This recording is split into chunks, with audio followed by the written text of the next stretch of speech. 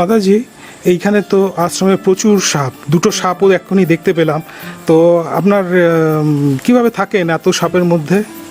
দেখো, এখানে তো অনেক ভালো আছি, মানে একটা পাকা ঘর রয়েছে, ইলেকট্রিক রয়েছে। তো আমাকে তো গাছের তলাতেও রাত কাটাতে হয়েছে, খোলা আকাশের নিচেও রাত কাটাতে হয়েছে। এমন জায়গায় থেকেছি, মানে সাধন ক্ষেত্রে, হ্যাঁ, সাধনের ক্ষেত্রে এমন জায়গাতেও থেকেছি সেখানে ওই দূর দূর পর্যন্ত ছুটে গেলেও কোনো মানুষজন পাওয়া যাবে না, নির্জন শ্মশান। এবং রাত হতেই সঙ্গী থাকতো একটা হয়তো ছোট প্রদীপ বা মোমবাতি, আর চারিদিক দিয়ে দেখতে পেতাম অজস্র চোখ, মানে শেয়ালের অজস্র শেয়াল।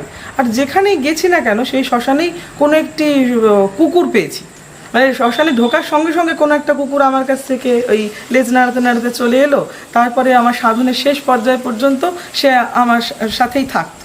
তো আমার কাছে সঙ্গী থাকতো আমার তারকনাথ, আর আমার একটি ছোট প্রদীপ, আর সেই কুকুরটি আমার সাথে সারা রাত জাগতো। এভাবেই কিন্তু শ্মশানে বিচরণ করেছি। তা সেই তুলনায় তো এখানে অনেক ভালো রয়েছি।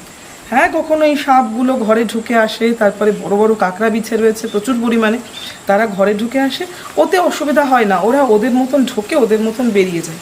আসলে আমরা যদি প্রকৃতির কোনো ক্ষতি না করি, প্রকৃতি আমাদের ক্ষতি করবে না। দেখো, সাধনে যখন নেমেছি, ওই তন্ত্রের ব্যাপক ধর্মের মধ্যে যখন নেমেছি, তো ওদের সঙ্গে কোথাও গিয়ে নিজেকে মিলিয়ে নিয়েছি, ব্যাস একসাথেই রয়েছি আমরা মিলেমিশে, এখানে কোনো অসুবিধা হয় না।